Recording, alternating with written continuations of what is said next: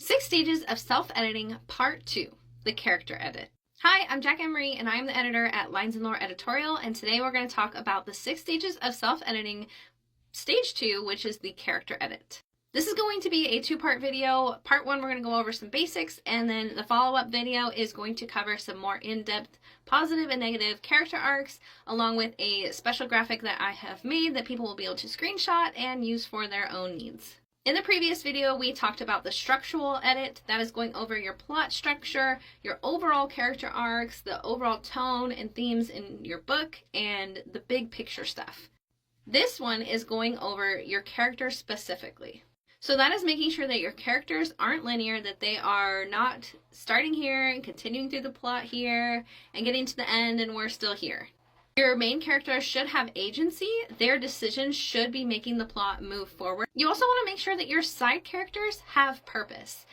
It's not just a name thrown out, a one-off thing. It should be very intentional what your side characters are doing and how they are affecting the plot and the main character. We'll also touch briefly on the descriptions, not just the physical descriptions, but some other things that play into the description section, which includes things like your personality and the perception of. And of course, we cannot forget the motivations, wants, and needs, along with the flaws of the characters. So let's break it down. As a developmental editor, I have a section in my editorial letter where I break down your characters. And it's a summary that includes the overall impression of the characters' personalities, including their relatability, proactivity, and their competency scale. I also list out some suggestions for character arc growth and areas of opportunity. So this is taking a look at some things like how a backstory can affect this character in a different way than what is presented in your first draft. Then I go into the relationship believability. This isn't just talking about the romantic relationship. This is the characters' relationship to each other of all the other different characters, whether they're side characters, antagonists, etc.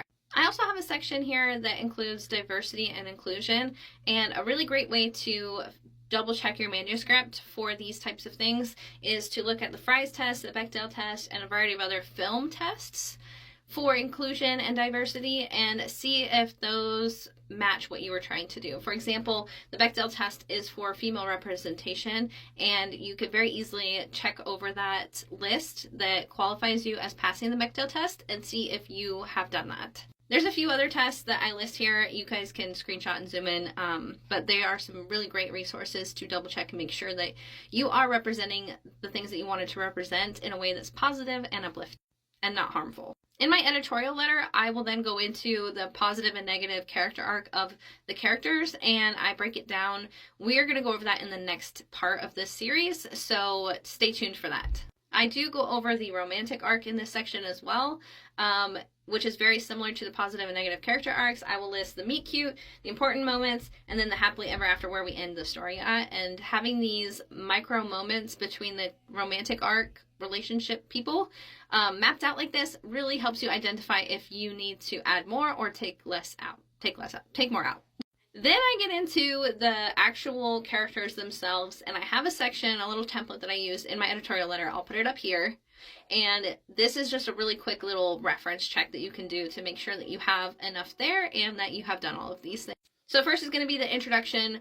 What page are we introducing, or what chapter are we introducing the character? For your main characters, it should be the beginning.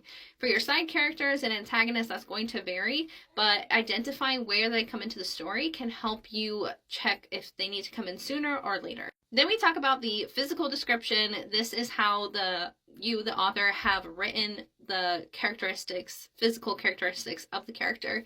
And you want to make sure that you are noting what you have described them as in the beginning and make sure it matches throughout the manuscript to the end, because sometimes it does change along the way. List out the backstory information. This is very important because your backstory and how this person has existed in the world from being born until now is going to have an effect on how they are maneuvering things now, how they see the world now. So that's very important. If you don't have a backstory, try to write a few things about this character that have led them to this moment in time that you are writing their story. After you ensure they have a backstory, go into their personality traits and make sure that their personality traits make sense for 1, their backstory, 2, their character, and 3, the plot that is unfolding. If you need to tweak some personality traits to make sure that everything fits, then this is the time to do that.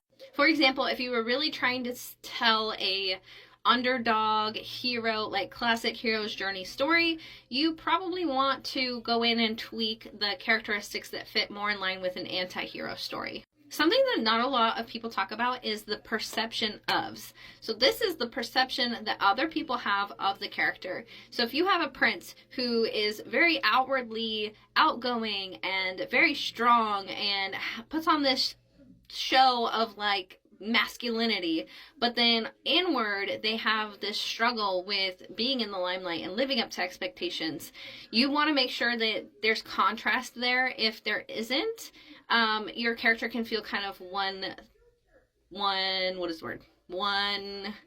level, one dynamic. If they have an outward perception, if people have a perception of them that is one thing and internally they are another, that's going to be really interesting and intriguing for the reader to keep reading. Next on my list is motivations, want, need, but actually I would go into flaws.